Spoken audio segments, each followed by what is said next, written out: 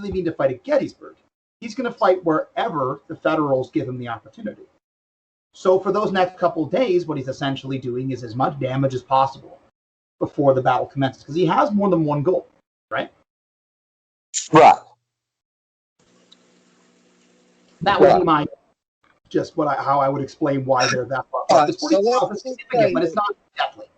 Well, let's say that Stewart comes in and Stewart tells him what's going on. Do you think Lee's going to move more rapidly then? Or no, do you think he's still going to? First off, I think he moved. I do think the night he finds this out, he says, okay, we're heading to Gettysburg. I would agree with Jim McPherson. I don't think there is any difference in Lee's actions if Stewart is being the perfect scouting cavalry officer. I don't think there's a lick of difference. Okay. Ultimately, what Lee wants is, I'm going to raise a little hell, as you rebels do. And then once the Federals start to move against me, I'm going to concentrate and hit him in detail. When Harrison gives him that information, perfect. It's just what he wanted to hear. He might have preferred the army to be a little closer together, but fundamentally, this is it. Where the things start to come apart is he would have preferred to have the whole army concentrated. That being said, there's a reason he gives permission to the rest of Third Corps, along with Second Corps, to attack on the first day. Because by a confluence of events, he finds himself in the exact position he wants to be in. Superior numbers on the front and flank of the Federals, with the Federal army divided, and an opportunity to do its serious molestation before the entire battle is joined. Perfect. So I was told by a former military officer that he said that, because I was never understood why Lee's army was spread out all over high hell and through Pennsylvania. And he said at that time that was standard operating procedure, because when they were spread out like that, he said they could actually concentrate quicker than had the army be closer, and you have to go concentrate 30 miles away. And after I thought about that, I said, okay, well, that actually makes sense. Remember, they're giant snakes on a road, right? An infantry corps can be a dozen miles long, depending on how many men are in it. So if you have one corps after another in a single file line, then you'd better hope that your enemy is extremely polite about letting you move those troops up and deploy them. But if you're coming in from multiple avenues of approach, then you're going to move all corps simultaneously. So you want them on different roads. And if you're raiding, you want them on roads that are going to take them through towns that may have something to provide to the army. Right? Two birds with one stone. Do you think that the invasion, I think he definitely had to get there. Should he have went back into Maryland? Who? Lee, instead of going into Pennsylvania.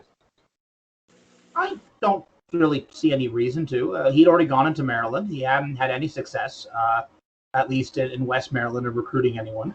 But he wasn't going to recruit anybody in Pennsylvania.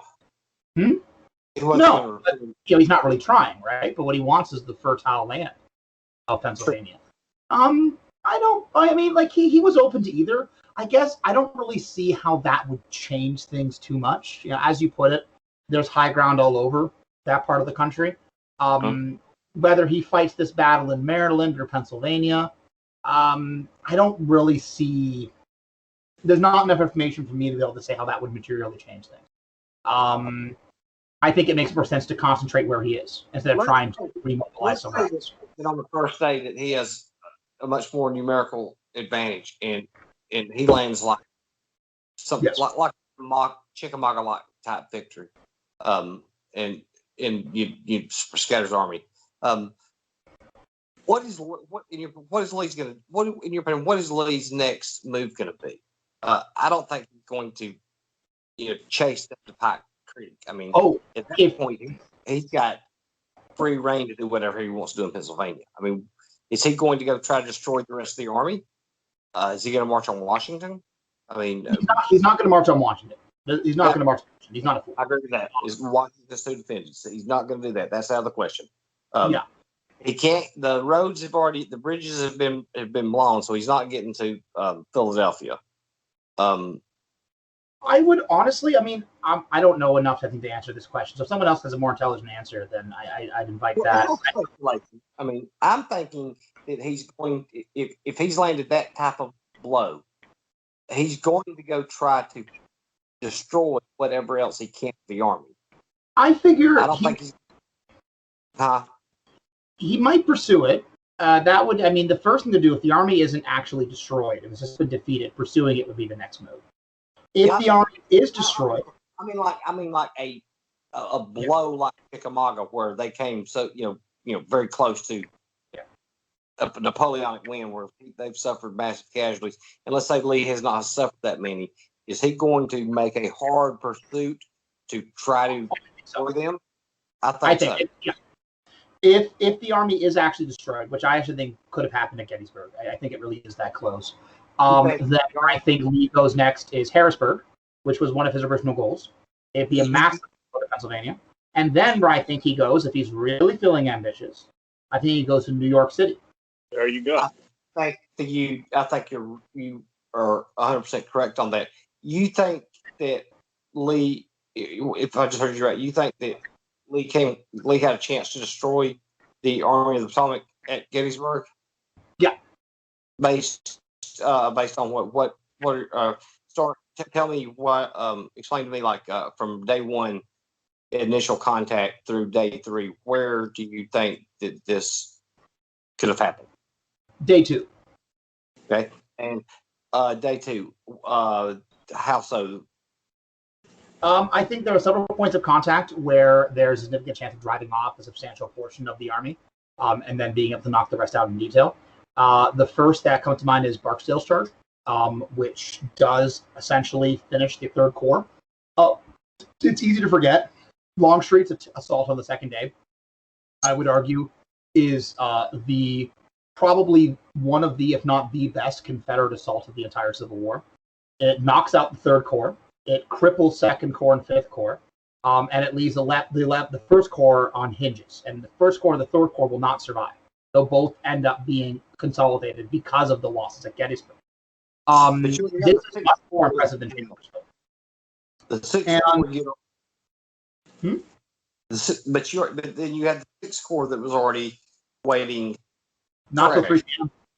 Not till 3 p.m. But they didn't go into the fight until 5 o'clock that afternoon. Quite late, yeah. So when Barksdale moves up, if they can start to break South Seminary Ridge, which was their goal. Next, you have the next attacking force, of course, is Anderson's division. Anderson's division is going to have a chance to break the entire Federal line. Willard's brigade, of course, does manage to drive back Barksdale, but when Anderson's division attacks, they sweep back across the wheat field, and they come within a hair's breadth of smashing the Federal left and left center. That's where the first Minnesota makes its jump. In 3 or 4 places right there. If they break it, if they break it in Cemetery Ridge, remember, this is about the same time Rand's right is able to drive back the last defenders of Cemetery Hill. He's begging for Mahone, and who was the other fellow? Mahone and Posey to support him. Mahone is convinced he is the reserves and has forgotten what the term reserve means, and Posey is convinced that a small house totally outside of the battlefield with a couple of sharpshooters is the Hougoumont of the Battle of Gettysburg. So neither brigade moves to his assistance. But if they had, you would have had 5 brigades, effectively a crack division and a half, smashing through the Federal spine and neck simultaneously. This is after the Third Corps has been annihilated. First Corps is on its knees. 11th Corps is falling back. And Second and Fifth Corps are totally disorganized. Sixth Corps is nowhere to be seen. They're only beginning to move on to the battlefield. And now the Confederates taking the high ground with their reserves smashing through and annihilating each section of the army. We call that a bad situation. Chris, I don't know who this guy is, but I love this guy. Christopher, I don't know why.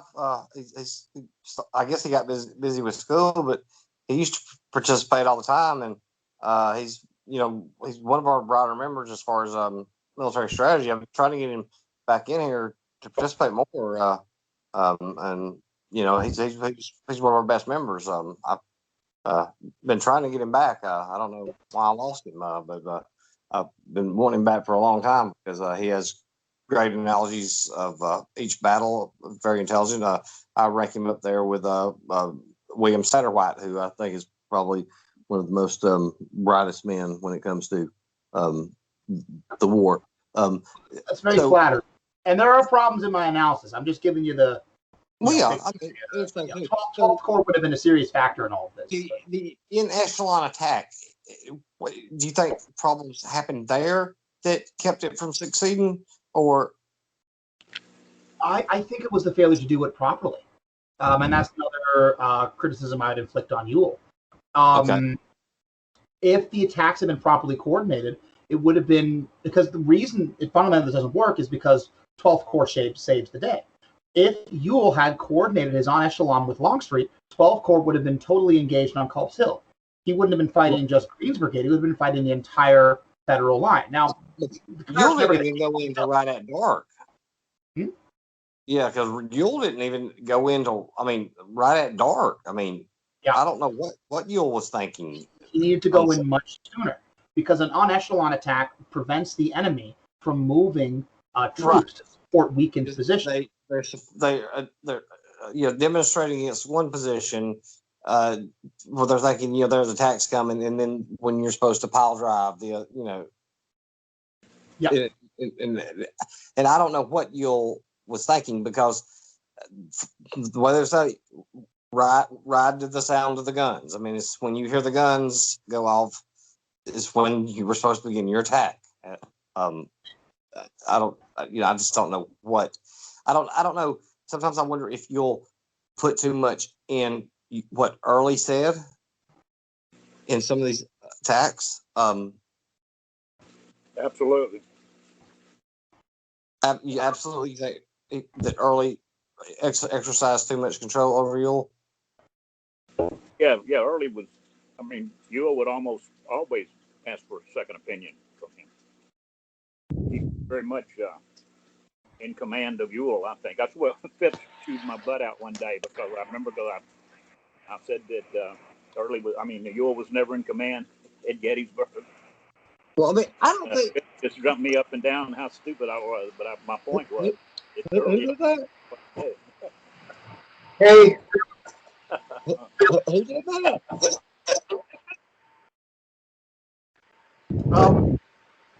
Yeah, I think, it's important to note that, hilariously, and I wish this was in the film Gettysburg. It's not, or the novel, but Ewell is asked by Lee, this part is in the film, do you think an attack on your front would succeed?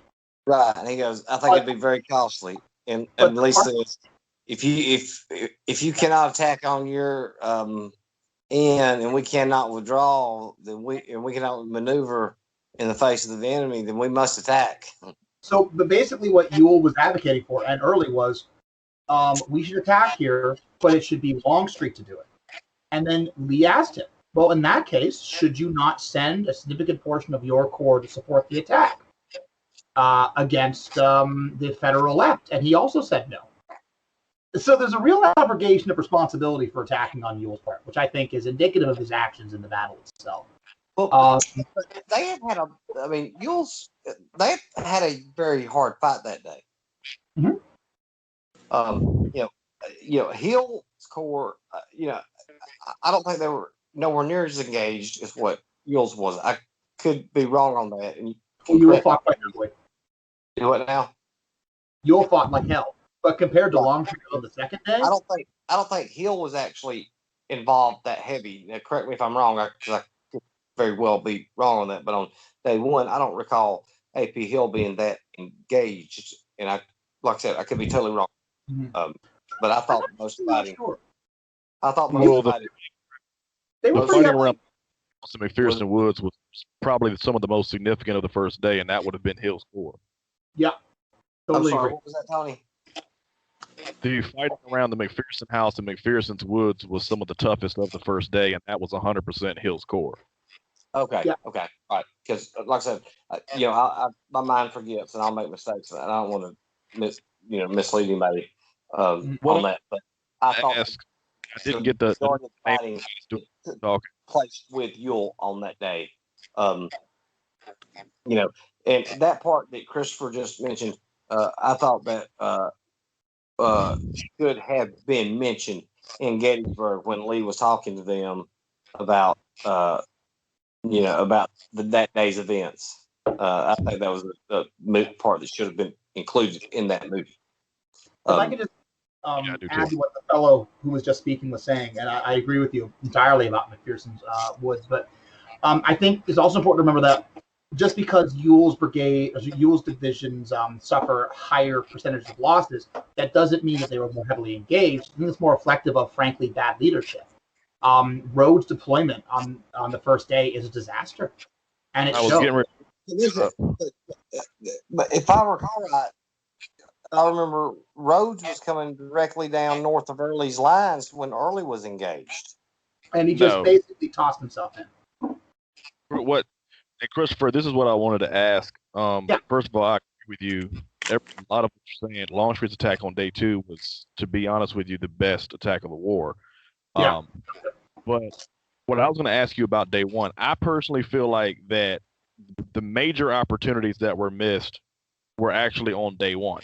Day 2, we all know that Barstow came within a hair's breadth of shattering the Union line by himself.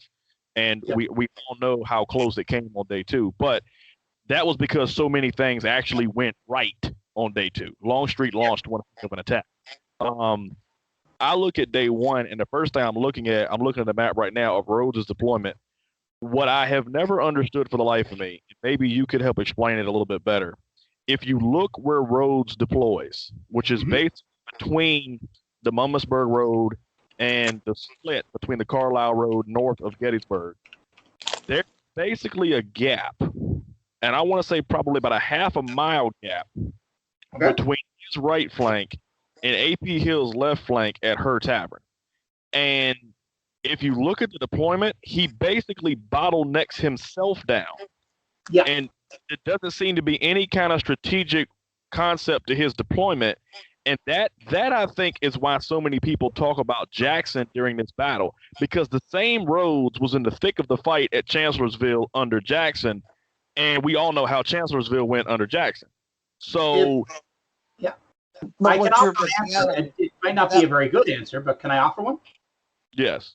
I think that's a fantastic question. My understanding is, because everything you're saying is absolutely correct, and there is no tactical benefit to how Rhodes deployed. But I think sometimes when we're doing the armchair generalship, which is so fun, we forget that these are people who make mistakes. And I think with Rhodes, he was so impetuously desperate to get on the field and strike the Federals when he had the chance, he didn't do the proper preparatory work. He didn't reconnoiter the ground. He didn't shake out skirmishers. He just threw himself at the sound of the guns. And the result of that is he has a mile wide open he doesn't use. I think it's an error combined with impetuosity. I would like to add one thing on this too that people don't take into consideration regarding Chancellorsville and Gettysburg. At Chancellorsville, Chancellorsville, Lee had 2 corps.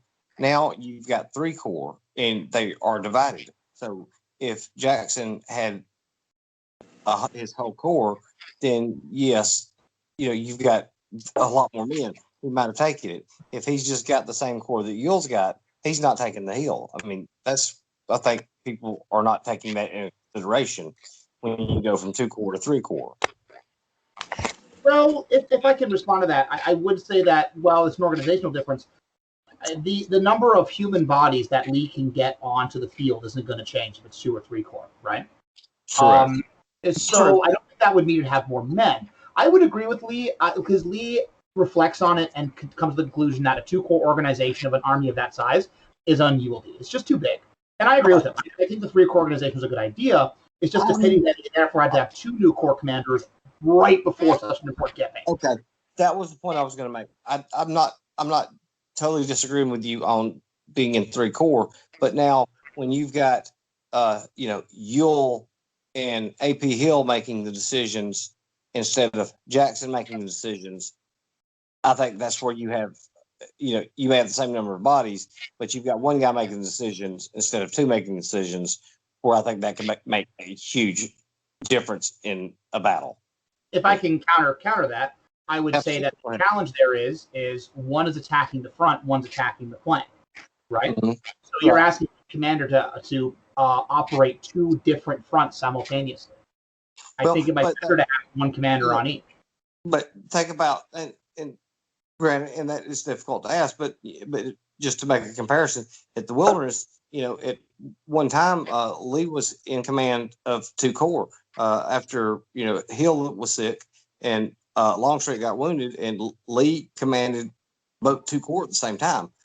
Should that happen? Absolutely not. I mean, another question I wanted to ask, see what your opinion on how much of effect do you think it had on when you said how they could have came close to destroying Hood's wounding at the outset of the battle? Oh, I'll be honest, I couldn't intelligently answer that. I think the loss of a division commander during an attack is naturally a catastrophe because it causes disorder amongst the ranks. All of a sudden, the brigade commander's divisional commander, the other brigade commanders don't know that. The regimental commanders don't know that. The regimental commanders of that brigade don't know their brigade commander's been replaced. So it's hell on wheels, but the exact impact, I couldn't tell you. You basically made the same argument that I did yesterday when somebody talked about that. I said, okay, he's been wounded. Now a brigade commander who's in the thick of the fight, he's got to be withdrawn from his fight. A regimental commander's got to be promoted to brigade. Now he's got to get back and assess the situation of what's going on between the other three brigades and what's going on the command on the ground. You've lost command and control. Nobody knows who is actually in charge, and it, that's where you're going to have your major problems. At morale, one thing, but I don't think morale lasts that long. I think that's where your problem is. Okay, you've got to pull this brigade commander back. He's in the thick of the fight. He's got to come back, find out what is going on, assess the decision as division commander, and then adapt and adjust on the fly. And that's very difficult to do. It's not like they had radios where they could call back and say, hey, this is going on. You're traveling miles across the battlefield where things can change in a matter of seconds. Well, I think one thing, because I mentioned that Sunday, Chris, when we were talking about Hood being wounded early in the attack. One thing I think to consider here is I think our conceptual understanding of what they were done in the middle of the fight might be flawed, and I'm going to tell you why. If you think about it on day 3, and obviously we've all seen the movie, and some parts of the movie are accurate, some parts are not. But imagine if a cannonball lands near George Pickett and he is incapacitated and knocked from that horse. Technically speaking, nobody's going to run out on the field and grab Lowell Armistead and drag him back from the ranks. What's going to happen is that's an apples to oranges comparison. Not necessarily, because division commanders were typically near the rear of the deployment. But no, that's totally apples to oranges. They're going straight into the angle right there. When you're talking about right there, you're going uphill into the Devil's Den, where rocks are all over the place. You're in a wooded area. You've got confusion. This is an open field where you can see everything. I don't think that's a good comparison at all. Can I jump in? Real quick? Commander would step in and continue to coordinate the attack from the rear. That's what I'm saying. Whether you're the angle or Devil's Den, the corps commander would step in and coordinate the attack. If I can jump in, I think what Tony's just demonstrated is why, for the love of God, a division commander should not be at the front. Absolutely. And I think the difference here, and I think it's a very good point, difference between General Hood and Pickett in this case was Pickett actually followed that system. Because Tony, I think you're absolutely correct that in an ideal system, the command and control should do as little as possible to interrupt the flow of command. I think the challenge at Devil's Den is in part that Hood exposed himself so openly. That's my understanding. I think that's also part of Hood's just how Hood was. Hood was going to be as close. Hood was going to be as close as he could and be in the action. I mean, Hood was nuts. Is what it comes down to. Well, I mean, I'm not going to argue that Hood has, but Hood was going to be in the fight. I mean, you weren't going to keep Hood. He wanted to be where the action was at. Yankee, good, insane Kentucky, and down. That got him wounded at Gettysburg is the same personality that led to him being promoted to that position in the first place. Yeah. Um, Yeah, 100%. So, I mean, you lose a leg, you lose an arm, and you're basically strapped to a horse by the time he's in Tennessee and Georgia. And he still was coming back for more. So that's leadership you can't teach. It's just is what it is. Right. I mean, I don't think anything can anybody can take anything away from General Hood as far as if it's stupidity or bravery. You know, the man was going to be up there, and in the midst of it. I mean, he was a fighter. I think as far as division commanders go, I don't think God made him any better than General Hood. I think the fine line between bravery and stupidity is so thin you can cut it with a razor. Well, I think you're absolutely right, but a case in point, Albert Sidney Johnston leading a regimental command charge. I mean, that was stupid. Why is a commanding officer leading a regimental command charge? That was dumb. What was he thinking? I don't think you cut that with a razor. That's dumb. That's like Chris just said. That's dumb. And I think, a lot of people, I know we're not talking about the Western Theater, but a lot of people get on this kick, what if Albert Sidney Johnston had not been killed at Shiloh? Personally, Albert Sidney Johnston did not do anything to me to make us feel like that him surviving the battle. We don't know what he would have been like. I mean, he could have been another Braxton Bragg. We just don't know. Good as Bragg. Bragg even a butthole as a personality, but as I said this week, he did win a battle. Bragg had a lot of talents. Bragg, I'm kind of a Bragg defender. In a lot of ways, I actually would too, Chris, because Bragg was. There were several things Bragg was close on. I'm not as hard on Bragg as a lot of people are. That being said, if I can also add, Tony, I don't know if I misheard you, but if you're suggesting that maybe people give way too much credit to A.S. Johnston on a theoretical level, I completely agree with you. Frankly, his CV is not great before Shiloh. It's mostly disasters. I agree with you totally about that, Tony. And I'd like to point something out here. I know there's a road network there, but look where Shiloh was fought.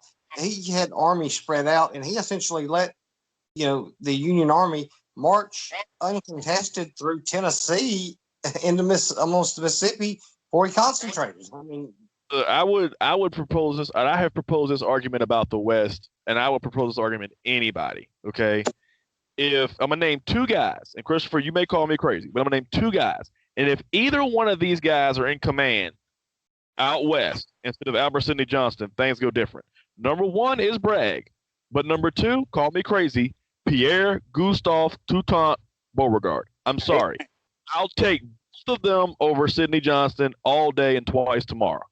I would have hung Beauregard. Is someone going to be there to stop Beauregard from pursuing his more ambitious plans? Because that is part of it.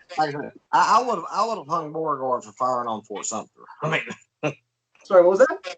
I said I would have hung Beauregard for firing on Fort Sumter. I would have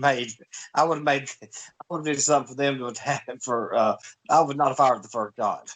So I would agree with Tony that I think both Beauregard and Bragg are underrated. Territory, Chris. Sorry. What did you say, Tom? I said that was South Carolina territory. I still would have did something that. Well, y'all know I'm a goddamn Yankee, so I don't think it's Southern territory. But that's not the point. One of my favorite stories, and I know it's kind of got off, but we've made our point about thing there, but I'll tell a funny story here. I think it happened twice actually, really. But one of my favorite stories was we talk about regimental commander or army commander. Sorry, I actually just tell everybody else, but it's extremely hard to hear you right now. Yeah, somebody's got someone has their volume going and we can hear it echoing or something. How's that? That's better. That's better. When I think this actually happened in two different battles, but Lee got his blood up and I guess his adrenaline got pumping, and the next thing he knows, he's leading the Texas Brigade into the fight, and then when you get the lead of the rear story, That was, I think. He did it 3 times in a week during Spotsylvania. That's Yeah. what Tom. Did that not happen more than once? Because I know the first time was when the Texas Brigade showed up and the lead of the rear story, but I thought that had happened more than once. It happened with Gordon at Spotsylvania right after the breakthrough on the 10th. Really? Yeah, he everything was breaking through. Everybody was going totally to hell, and Gordon's brigade was right there at what would be the new line when they built it 2 days later. And Lee came up and was real panicky. I mean, you could tell he was nervous. He really thought he was in very serious trouble, and he was starting to lead the troops. Gordon said, "These are Georgians," and who in the heck did he cover? Georgians? Said, all Georgians? Anyway, he said, "These are Georgians and whoever," and they're never let you down, sir, and we won't let you down again. And Yeah. I think the Texas. They went in there and kicked Yankees' ass. It was over. So Texas, someone said with the one of the something was happening with the Texas Brigade, because I think one of the sergeants ended up. Well, it may not have been that one, because I don't think he was on horseback then. But there was one of them. He was on horseback, and an NCO actually grabbed his horse and ordered him to stay to the rear. Yeah, that was Texas Brigade. Now, I thought he was on horse. I thought he was on foot there. But I think, if I recall right, and you can tell me if I'm wrong, Tom, because I know that they were about to break when Longstreet showed up, and the Texas Brigade was flowing onto the field, and Lee just kind of got caught up in the moment and was just leading the charge. Yeah, he didn't know Greg. Greg was the new commander, and he said, "What unit is this?" And he said, "We're the Texas Brigade." And he said, "Texans have never let me down," and he was all set to charge. I mean, he was there with what 12 cannons, just 12 cannons, the Union back for 30 or 40 minutes there. Everybody. I think it's also important to note, and I'm having trouble hearing you, but I can't hear myself to somebody else. But I think it's also important to note that, and you might have already said this, I have difficulty hearing all of it just because of the echo on somebody's end. But I think it's important to note as well that in Lee's case at the Wilderness, I think he understands that is a do or die moment, right? It's catastrophic collapse of the army. So you need a very bold and an audacious act to rally what troops you have. And I think I can see how that's somewhat similar to Johnston, but at least in Lee's case, there's some justifiability to make that decision. And I've written extensively on. I think that, and I did have one called "Last Chance for Victory," because I don't believe people realize how close Lee came to maybe actually destroying him. I mean, the 2 flank attacks at Gordon and Longstreet, if they had been carried out properly, there would have been a devastating blow. Oh, you mean Oxford? I'm sorry, Like what was that? that campaign? I'm sorry, what was that now? I'm just establishing this is Oxford in the Tennessee campaign, right? At the Wilderness, when Longstreet and Gordon, their flank attacks. Because I believe that Lee realized, and I've always said that was the last chance for victory. After they did not knock out Grant, from that point forward, there he had no chance to win. I don't know if I agree with that personally, but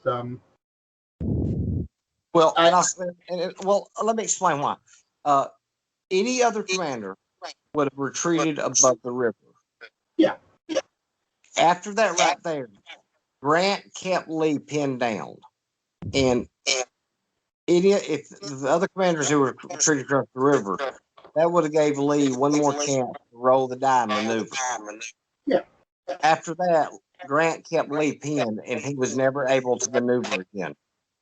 I think Lee loses the initiative after the Wilderness. I agree with that completely. You are absolutely correct. But that doesn't mean he loses the war. It just means that his strategy now finally has to be Davis's strategy of attrition, right? I'm going to bleed them dry. Which But I don't think. at that time you had the people left. Hmm? At that time, I don't think you had the men left. Oh well, I would recommend reading. It's from the Cold Harbor Great Campaign series. I can't remember who the author was, but it's in the Great Campaign essay series, and it's an essay entirely devoted to reinforcement of the Confederate Army following Cold Harbor. And the essay proves, I mean, with a great deal of historical research than I could ever do, that effectively Lee replenished his army to its pre overland strength. You know what, Chris? So I think that if you when I went back and I study these battles, every time I look at one of these, to the Overland Campaign, Lee has at each battle roughly the same amount of troops, between 60 to 65,000 at the start of the battle. Remember that every step the Confederates take back, they are stepping back into reinforcement and consolidated supply lines. They need less men to guard the supply lines, which is very few anyway, because they're operating in friendly territory, and local garrisons are joining their ranks. It's one of the advantage. And Lee was very smart about using it. And I think they should have used them more earlier, because you had 100,000 men that were there in garrison duty. Maybe they were not grade A troops, but they were still 100,000 men. But that's also politics, right? That's true, because the governor of North Carolina was overflowed with supplies, and he would not let his troops or supplies leave the state. Have you guys ever heard of the 20th South Carolina? Because I've always contended that, because some people don't say this. Now, y'all know I'm not the biggest Grant fan in the world, and we're not going to get on that tonight. But I've always felt that the war was still winnable after the Wilderness. The war was still winnable after Spotsylvania Courthouse. I'd argue the war was probably still winnable when the sun went down at Cold Harbor. I agree with Christopher's concept of what they were doing was fighting a situation where the closer Lee got to Richmond, the more tough a nut he was to crack, because he was able to consolidate forces. The supply lines, like he said, are not as long. But this is why, Chris, you've heard me say many times, I feel like if you take the two offensive campaigns away, if you take the Maryland campaign away and you take the Pennsylvania campaign away, yes, I'm not just talking about the men and supplies that you say that you don't lose. Let's say if we say Grant is the best general the Union ever had and one of the best this country ever had, it took the best general with over 120,000 men over a year to basically go what you can drive in an hour today. So if you take that same concept and you say Army Northern Virginia is as big as they were, say, around the Pennsylvania campaign or Second Manassas. And I want to say this right here. And I'll say this right here. And I want to use this as just, because I love football and use this football analogy. And I've seen, throughout my life, and I've seen a team that's small and they're gritty and, and they fight hard and they put up a good fight. And they're playing against a team that is bigger and stronger and have more men. And they put up a good fight. And third quarter, it's, 16-6. But that other team has so many more men that they just keep rolling them in and they wear them down. And finally the score is 33-6. Grant had more men, so he employed more men and he won the war. That, to me, I can't say that Grant is not a good general, because he realized I've got overwhelming resources. I'm going to use them on you. I'm going to wear you down till you have nothing, and I'm going to win the war. To me, that makes you a good general. Okay, well, since I'm 3 beers Here in. we go. So I'm be able to Let Chris speak.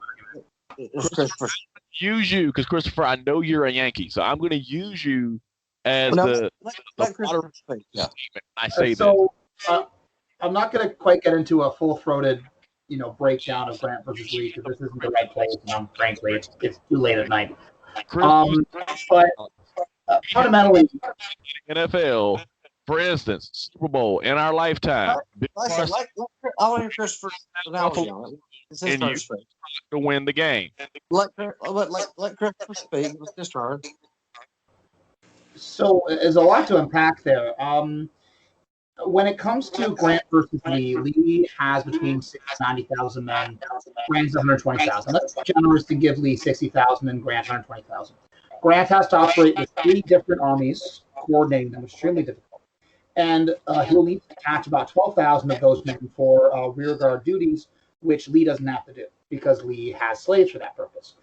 He also needs to detach at least 10,000 men to guard his supply lines.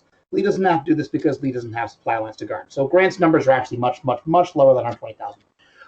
Lee then has the ability to fight in the defensive. In the era of the rifle musket, that's pretty significant. So I would say that I would rather be Lee than Grant, at least at a battle level. But regardless of this, I don't want to get into versus Grant, but that's a very short Grant thing. If we take out the Pennsylvania and Maryland campaigns, it changes the war's dynamic so dramatically that I think it's difficult to even make that counterfactual one way or the other, because those campaigns have significant impacts on Union campaign, which is demonstrative of Lee's success and strategy. The purpose of the Maryland campaign was to keep the Federals off balance. The purpose of the Pennsylvania campaign was to keep them off balance. So we have to account for what the Federals might have done in that time as well. And without that, it's difficult to say if Lee would have had a better chance defending that territory. We also remember that a lot of the capital lost in those battles is returned. The prisoner cartel exchange for the Confederacy, and a lot of the lost were returned in these situations. And we also have to account for damage to the Federal. For example, in the Maryland campaign, Lee captures the better part of 20,000 troops in Harper's Ferry, which is actually why, despite being a very strong Yankee, when folks say that Lee never captured Army, I must disagree. He did capture one. Grant captured three, but he did get one. Because somebody said that the other day. Thank you for telling me that, because I forgot about that. So when we look at the broad calculus, we can't ignore the advantages that those campaigns conferred on the Confederates, even though they were failed campaigns. The advantages it conferred upon them and the struggles conferred upon the Federals. For example, Pennsylvania drives the Federals back into Pennsylvania and gives Virginia the opportunity to replenish itself logistically. Without this campaign, if Lee was driven further back into Pennsylvania, he would have lost even more bread baskets, further endangering his army by starvation. He prevents this by moving to Pennsylvania. So it's difficult to look at it in a vacuum. And this is usually what I get to when we have these discussions, is you can't look at the stuff in a vacuum. You have to look at it as all part of a moving puzzle. Does that make sense? Yes. You do great. I mean, you do. You have the ability to do analogies, looking at the weaknesses and strengths from both points, and that's one thing. I think you're great at. I posed this question the other day, and I want people to think about this. If you had to pick a general to handle a campaign, and then you had to pick a general to fight a battle, like a one-time battle, who would you pick? And I think if you're honest with yourself, you know which general you would pick for the campaign, and you know which general you would pick for a one-on-one battle. Grant and Lee. I'll copy. I mean, I pick Grant for the campaign. I pick Lee for the both, but I'll copy Grant. I mean, if it's campaign, I'd pick Grant. One-on-one battle straight up, I'd pick Lee. I mean, I think if people don't I think if people's honest with themselves, they'll admit it. I pick Lee for the battle. I probably Grant campaign, but I'll say this. I think it depends on the advantages or disadvantages that Army is dealing with in the campaign, or what the logistical situation is. Because even as campaign leaders, I feel like Lee had some strengths as a campaign leader. I feel like Grant had some strength as a campaign leader. So I feel like it depends. Lee only led 2 campaigns, and he lost both of them. If I may, I'm going to veer myself in a second, but if I can make one quick point, because Tony, I agree that it is important to keep those things in consideration. You can't look at these in a vacuum. I think that's true. If we have to look at it in a vacuum, the reason I picked Grant is because Grant had that wonderful, what did one officer describe it as? That dogged determination that gave him the facial expression of a man about to drive his head through a brick wall and determined to do it. Grant had the most wonderful ability to take defeat and setback, whether it was on the Chickasaw Bluffs or the Yazoo Pass or at Honey Springs, or if it was the wilderness. Take a step back, re-coordinate, and succeed. He could adapt to a changing situation, and he could maintain the initiative while totally changing the strategic approach. And damn, that is hard to find. You were going. I expect now, and I'm a little upset with you because you've not did a Weapons Wednesday for me in months. Um, you know, I don't know if you've seen where I've dropped hints about that. I'm sure you've seen those hints about my musket. But I'm going to expect my weapons to start back. And you've got to start participating in these roundtables because, I mean, you're just you have too much knowledge on the battles and stuff that I expect you to be in these. Also, and I've been asking people, because I've been picking the discussions. Tell me a discussion that y'all want, that we can talk about, and then remember, we've got our second annual Gettysburg discussion, but I'm going to make sure that we put in there that I want Gettysburg, Vicksburg, and the Tamala camp, whatever you call it, that we discuss all three of those in those days. Can I jump in just a second? I don't know, but Christopher was great. I mean, I'd love his analogies of the battles are awesome. I mean, him and William Satterwhite are probably the two smartest people I've ever seen. Hey, Chris, can I jump in just a second? Hey, I'm sorry, Tom. It's not my show, of course you can. I'd like to get one answer back. Tom, I'm sorry, man. Anytime you want to jump in, just cut me off. Cut us all off. You start talking. Go ahead, buddy. No, I got just real quick. We jumped from we were in Gettysburg, and we jumped through the wilderness, right through Spotsylvania, ended up at Petersburg, and then we spent time talking about Grant. Well, we were at Gettysburg. We talked about could get hurt early. All I wanted to do was get an opinion from folks real quick. Sure. Hood was hit in the middle of the line over there by Devil's Den. McLaws was all the way on the other side of the battle of his line. So he was very, very far away. So it took him a while before he even knew he was in command. My question would be if something could have been such that, first off, if Hood hadn't got injured, but if he did with his seconds be able to get there quickly, would it have kept them from veering off with half the Texas units going toward Round Top and half going down the line toward the end of it? I can't answer that because of the way they got tangled up. Maybe somebody else can answer that. And I've always wondered if it was it because they were getting so much fire from that they had to go, or was it because everybody got separated and they just wandering on off of their own? Anybody got an idea?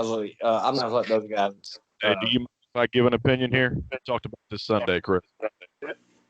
Y'all give y'all's opinion. I don't have an opinion on that. I can't. Opinion I can give you. It's what me, Chris, and a couple of guys talked about it this Sunday. The only opinion I can give you, and I don't even know how accurate it is, General Law was the brigade commander under Hood, if my recollection serves me correctly. General Law would technically have been the next in command after Hood was incapacitated. If you look at the map and you look at Law's brigade, it was his brigade full of the Alabama regiments under Oates and so on that were predominantly assaulting Little Round Top later in the day. The only explanation I could ever come up with is if those brigade commanders, I believe Benning was one, Robertson was the other one, I cannot remember the last one. At some point they realized Hood was down, if that word had been couriered somehow to them. And now it's basically becoming every brigade for itself. And they see Law's brigade moving in a particular direction. Perhaps them knowing that Law was next in command caused them to somewhat funnel that way. Robertson's brigades where the Texas regiments were, and he was attacking alongside General Law on the flank. So that is the only explanation I've ever come up with, and we talked about it on Sunday. Oh, good. I just wonder if anybody ever thought about it, because I didn't have a good explanation of why they might have split up like that. It was pure everybody on their own trying to dodge good, and just ended up where they ended up, Right. That's the only concept I've come up with. If I'm a brigade commander that day and I look and I see General Law's brigade going that direction, and I've been told that General Hood is down and seriously wounded, next senior commanders move in that direction, I'm gonna move my brigade in succession with his. I'm gonna funnel and move that direction because for all I know, You're supposed to say that though. I mean, we're in the heat of battle. I mean, you know, of course, we're all playing Armed Security General. You know, well, we also don't know how. I mean, Chris, one thing we don't know is we don't necessarily know when they attacked that day. Like, for instance, Barksdale was right there amongst his men on a horse like he was the daggone company commander. Okay.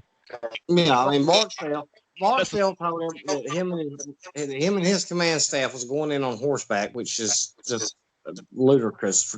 You know, I don't know what position those brigade commanders would have been in if they'd have been on horse or not. If they'd have been at the rear brigade, which is traditionally where they're supposed to be. I don't know. So a lot of times I think we think of the fight. These men as brigadier generals and brigade commanders are not supposed to be right in the middle of their regiments banging around with the infantrymen when this is going on. They're supposed to be operating as a form of command and control. Mhm. So whether they were or not, I don't know. We know what Barksdale was doing, but I don't know about the rest of them. Yes,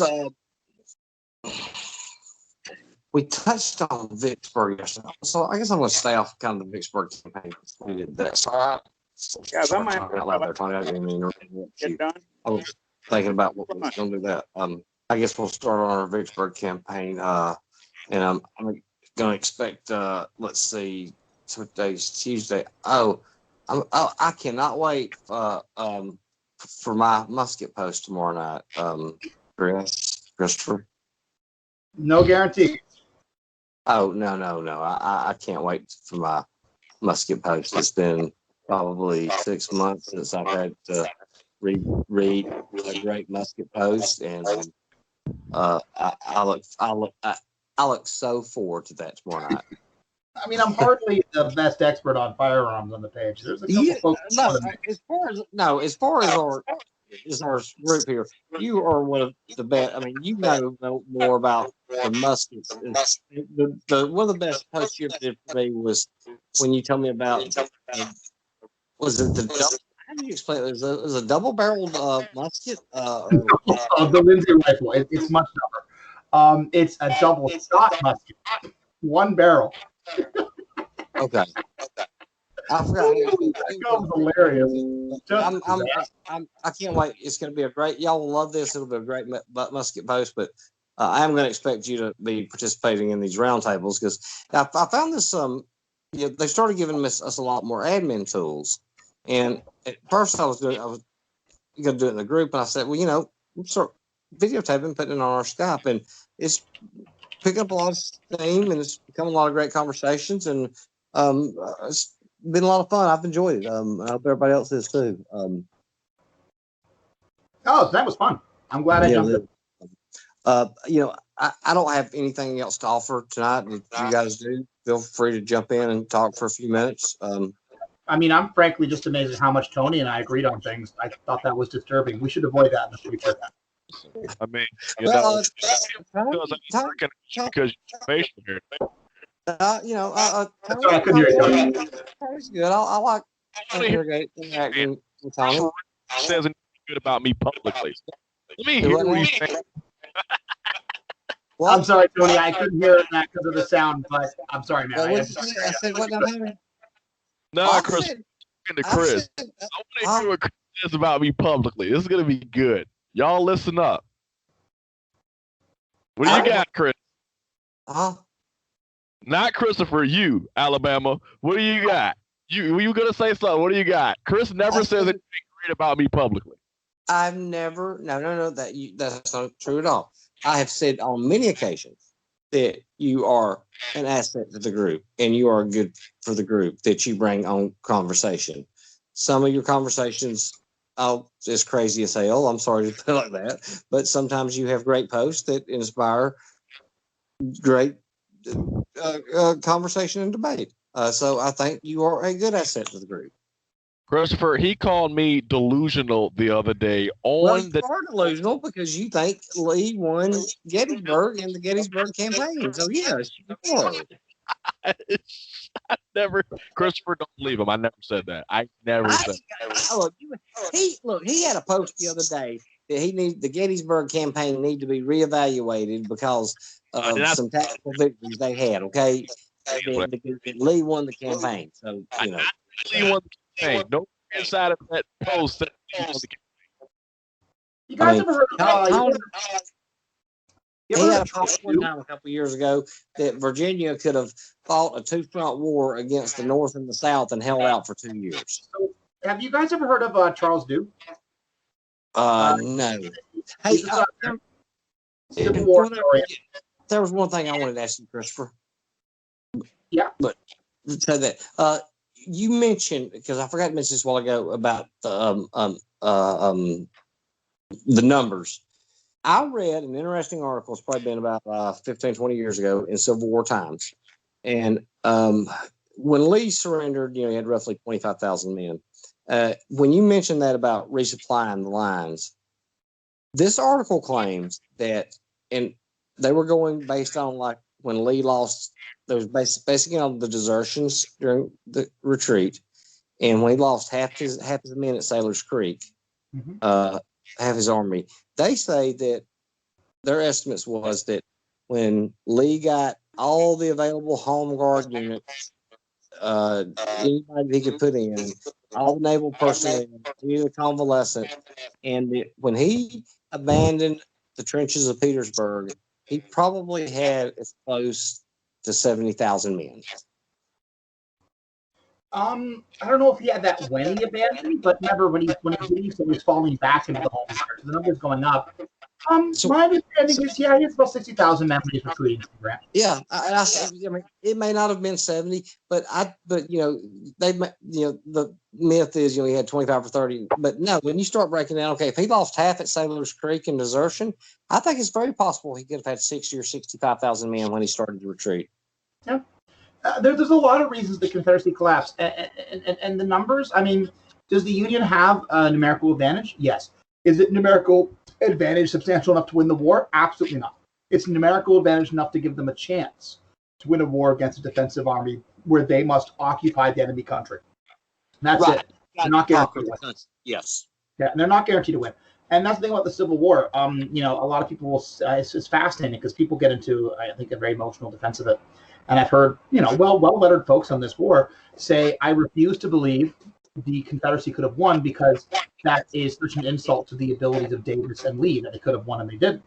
I would respond that if Davis initiated a war that could not be won and Lee fought a war that could not be won, that they are not only both idiots, but also monsters. And I disagree with those. I think they both have a reasonable chance of success because the Confederacy had a reasonable chance of success. But they didn't win. For a lot of reasons. Here too. I know I didn't want to agree with this. I think that they should have immediately took the fight north. Sorry?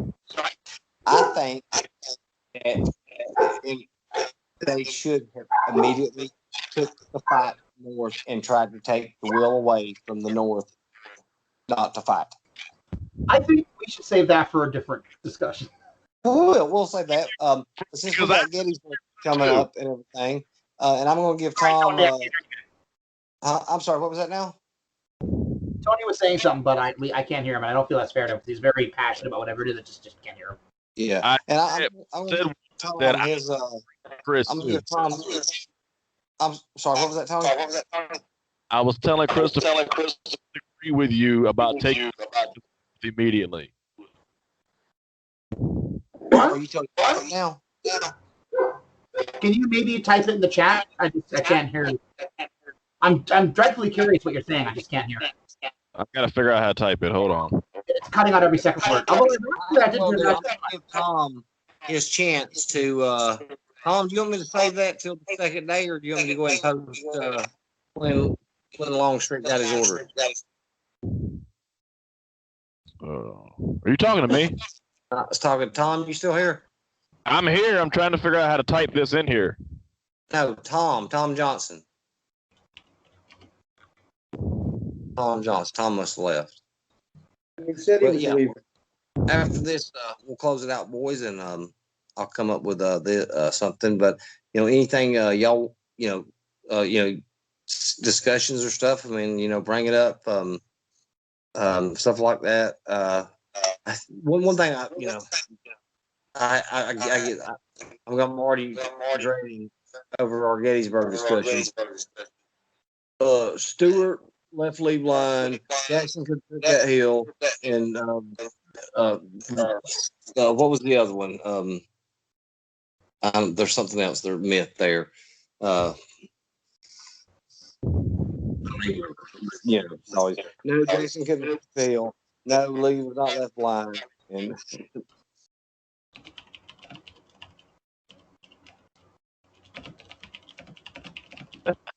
Chris, I got something I want to read. I'm going to send you. I need to get your email address. But man, yeah, I'm glad you started. Glad you participated in this. I'll be participating more, man. Because I've missed you participating in the group because you were one of my favorites. Oh, it's very nice of you to say. Well, man, I didn't know if you got mad at me or something and left and quit participating. Or because I would have apologized. Because I'm going to say something to make people mad, but I didn't know if I'd made you mad or something. That's why you quit participating, because I always look forward to your commentary and your analogies, and I made you mad. I'm sorry, but I hope you do come back and participate with us more. Oh, well, that's very nice of you. It's probably a conversation better in a chat rather than with everybody around. But yes, that's fine. I'll message you later tonight if you're free, and we'll talk for a minute. Because That's what it was. What about 17,000 Men on Cemetery Hill? I just seen something about 17,000 Men on Cemetery. Is that you wanted a discussion about that, Tony? Yeah, I was asking you. You always say that 17,000 men and like 30 cannons, but I'm just trying to figure out where they're coming from and when they arrived. I'd be interested to know that too, actually, because I don't know what the unique contingent was on Cemetery Hill that night. I agree with because I'm not 100% sure where I'm getting that from, and I'm getting that from Michael Phelps. I've never followed him up on that, but I've based that. I trust a lot on what my. That man did know his Gettysburg, no doubt about it. And that's how I feel about it. If Michael Phelps told me something, I was going to believe what he told me. And I'll tell you a funny story one time, because Michael was Michael could be an asshole, and but one of our first conversations we ever had was Michael had made a statement, and I didn't really think it was true or didn't really believe it. And I said, I'm going to fact check you on that. You ain't got to fact check me. He said, I just told you. And I thought, wait a second here, buddy. Who are you? And that's just how Michael was. And we would get it. We would get it. He would get mad every so often. He'd quit, and he'd get mad at me about something, and then he'd come back, and I would have to use psychology with Michael, because Michael was so smart and thought he knew everything. And then I would come back and I would explain stuff to him, and then I'd be like, "So you ready to come back now?" And he said, "Yeah." Because Michael said one time, he said, he made a statement. He goes, "I know more than you, and I'm smarter than you on Gettysburg." And I said, "Why do you think I have you in the group?" I said, "If you didn't know more than me, then I wouldn't need you." It's the same thing with people I've got. They know more than me.